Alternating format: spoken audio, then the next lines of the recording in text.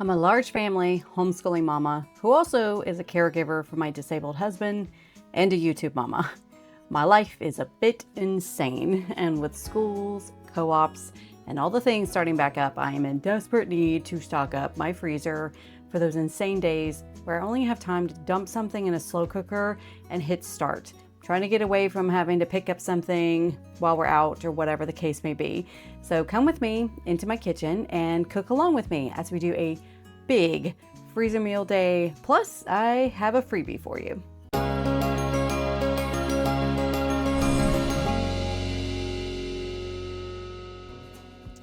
Hey y'all, welcome back to Grains and Grit. My name is Felicia, and on this channel, I'm typically teaching all about real whole grains from a biblical perspective. So like how am I to be milling your own grains, baking bread from home, milling wheat, so on and so forth. So if you're new here, welcome.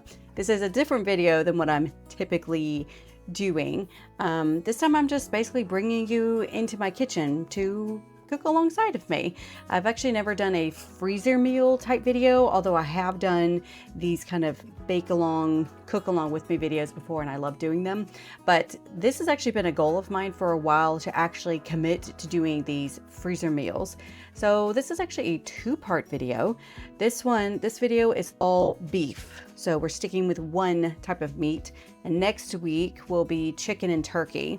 I'm actually considering doing one for breads as well, like breads, cookie doughs, things like that. But I haven't mapped out that video yet. And if you also have experience freezing bread and doughs, comment below with your best tips, because I actually don't really freeze bread usually. So now, as I mentioned, I do have a freebie for you. I've actually made a simple freezer meal kind of guide for you with the shopping list. So it has the recipes that I'm using today, as well as a basic shopping list as well. Now it's just going with the recipes, so you may need to double or triple, quadruple, whatever you want to do. So in this video, I'm actually making up huge batches of cowboy stew, my chili recipe, and a super crazy easy French dip roast. So all you need to do is just go to grainsandgrit.com/freezer meals. It'll also be in the description box below, and you can just download any freebies I have for you, because I do plan on adding to them, which is why I have just a generic URL code right here. So the meals I'm doing today can all be used in the slow cooker. You just have to thaw them out, then maybe, add some water, and you're good to rush out the door. Like push start on your slow cooker. Don't forget about that, and make sure it's on and then rush out the door. So I'm a large family mama, have a lot of hungry kiddos and a hungry husband as well. And these meals are satisfying and delicious. All my kids love them. They're like really easy, and it's whole food, simple ingredients with, of course, you guessed it, grains are involved as well. And I'm also making sure that I have enough where it feeds us, large family, for one dinner, for one night, where we also will have leftovers for lunch the next day. Because as I mentioned, we do homeschool. We are typically home, so I can always heat things back up. You can also take these to go and maybe heat them up in a microwave or something. So what you see here is I did start off with basically obviously labeling all of my Ziploc bags. Labeling is important, and on those labels I also put in, I like to put the date, what it is, of course, and then, do I need to add chicken stock or water or whatever it is that I might need to add before I dump it in, and then also like the time roughly to maybe cook it in the slow cooker. Now some of these can be used in the Instant Pot, but I don't necessarily have the times for the Instant Pot, so you can figure it out. But all of these recipes except the French dip are actually already cooked, so you could even just, with the chili or the cowboy stew, just thaw it out and then dump it in a pot and just heat it back up if you wanted to do that as well. So we have a ton of ground beef to cook up. So I basically did one huge Sam's order, and this is actually my wok, but it's my largest capacity, I guess, that you can say, that can ground ground beef. And even then I can only fit like 4 pounds of ground beef at a time. I think I had to ground about 10 or 15 pounds. I can't really remember. So that is what we're doing. So I'm kind of prepping all of that as much as possible. And then I started off with the cowboy stew at first. And so this is a system that I got from I can't remember how, I learned this from someone else, where when it comes to freezer meals, when you have like all of your ingredients, you kind of put them either in bins, or as you see here in my case, I'm laying out the bags and then putting all of the ingredients that got to go in each bag in front of them. So when the time comes, everything is chopped up and ready to go, and then I just dump and go into the bags. So that's pretty much it, y'all. I mean, these are easy recipes. This was an all-day event for me, but this could be broken up into 2 days or things like that, depending on your schedule. But I just went ahead and blitzed it all day. These are recipes that usually do, you know, take a little bit of time to get together. Again, they're easy. They're just, a lot of things are involved. But here we go, and enjoy the wonderful music that I have for you. And again, feel free to bake along, and I'll pop back in every now and then with some tips.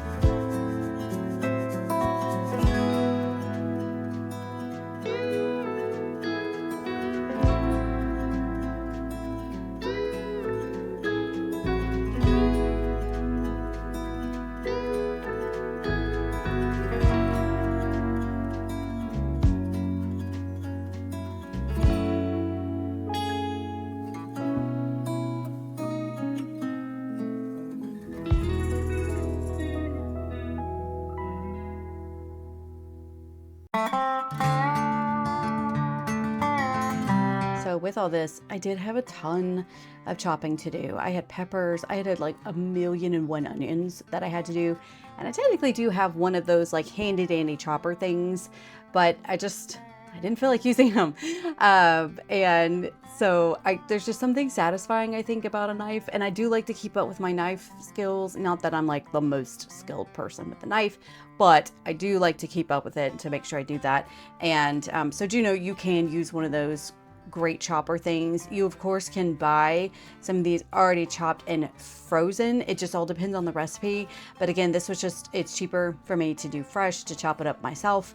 And you may see like random hands and shadows in this video. And so that's usually, my kids are usually around in the kitchen. And do know that if I wasn't filming, I would have had more help. So I have older kids, and that they can do the chopping. They can do things like that. They were helping me with dishes. That is off camera. But do know, feel free to grab other people to help you. It was mainly just because I'm doing this video that I was doing all the work, mostly myself.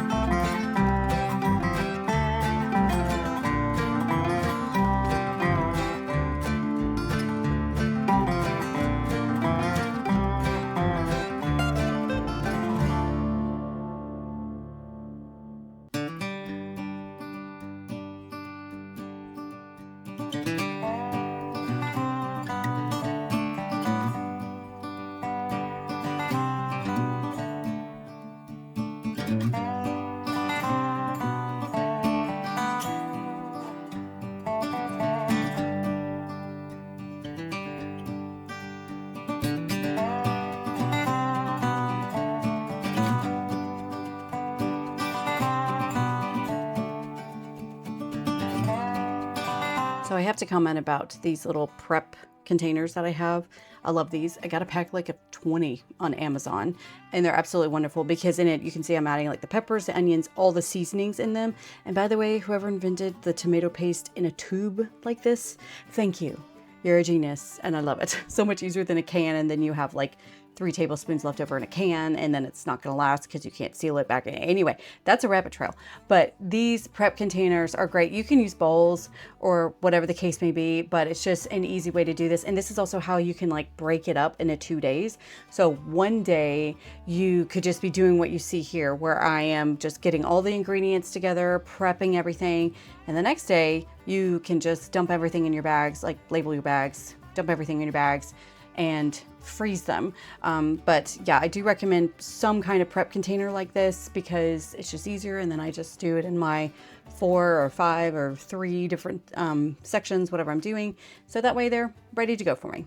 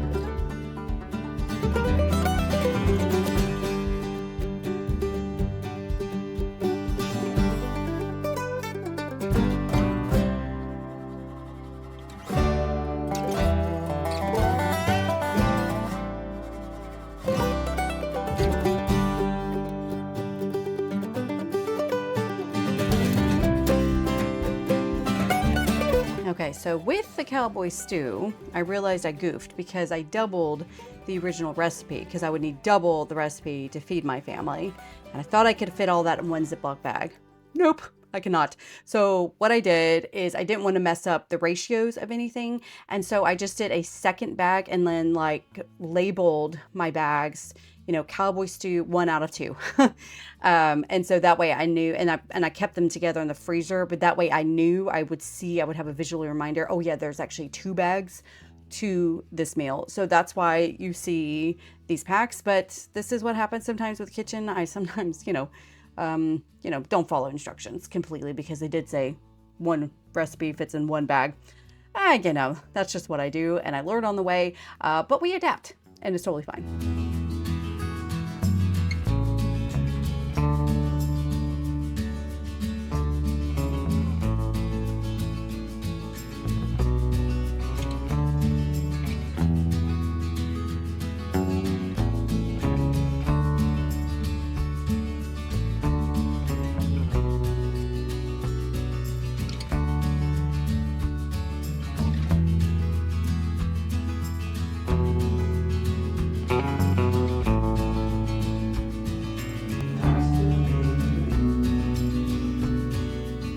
Okay, so I did it with the cowboy stew. This is a lot, and I think this is like quadruple the recipe. So I wanted something easy after this because that was a lot. And this is a French dip recipe. Now, technically, this is so easy enough that you can actually just thaw the roast itself and then just add your ingredients in the morning. It's just that easy, and you'll see what I'll do in the bag. However, I wanted it even easier for me because I really truly wanted just a dump and go, not me having to go around and add different ingredients. So to this, all I have to add with the slow cooker is adding the water. And so what I did is I actually bought 3 roasts. Now I did a instant cart order where I couldn't choose. I didn't have full control over the roast. I kind of said this is roughly how big I want my roast to be. So that's why you see me cutting them up and measuring them, because I believe, I don't have the rest in front of me right now, but I think it calls for like roughly about 3 pounds of the roast. But whatever the case may be, I just weighed it all out to roughly get all the same size in each of the bags, because I did 3 of these. Now, this one is not a true leave it and forget it. It is for the roast because you do want it to be long, low and slow, like 9 hours, low and slow. It is absolutely amazing. But I typically like to serve this with my hamburger buns. So we make actual French dip sandwiches. So grate up some cheese. I use like mozzarella, but Swiss is the best. I just don't always have that on hand. And I just make my hamburger buns, which, good news, my hamburger buns are with 100% freshly milled wheat. And literally from milling to pulling out of the oven is 40 minutes. So this recipe is actually in my cookbook, linked below, and I'll link the recipe as well. And I think I might throw it in with my cookbook as well.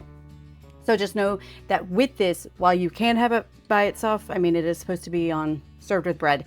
So you just need to make sure that you have some bread to go along with this, where the other meals are usually pretty quick. So we got that. And next up is my chili recipe, which has 1,001 different ingredients. So this is definitely something that is excellent to prep in advance, to already have in the freezer, and then dump it, warm it up, and you're good. And this is excellent to put into a slow cooker, because chili, as anyone knows, is better the longer that it simmers and those flavors really meld. So while this is all fully cooked, it's just better even in a slow cooker. And that way it's also like dump, go, done. So do you know about this? What I did is the recipe, I do have canned beans, but what I did is I threw a big batch of beans the day before in my Instant Pot. I still didn't make enough, so thankfully I had some in my freezer that I was able to pull out and dump into this. So all the beans are cooked, but big batches like this, I actually do recommend, just make a massive batch of dried beans, because it'll be even cheaper. That's something, again, the night before. In the Instant Pot for these type of beans, like black beans, those size beans, usually in the Instant Pot for 35 minutes is good. I can't remember the ratios. I think for every 1 cup of beans, it is 2 cups of water. But if you just Google it, it'll give you the ratio. But the biggest thing for me is I'm cooking like 35 to 45 minutes. Larger beans, like kidney beans, are like 45 minutes in my Instant Pot. And I do have the 8-quart Instant Pot, for those who want to know, but the times should generally be the same.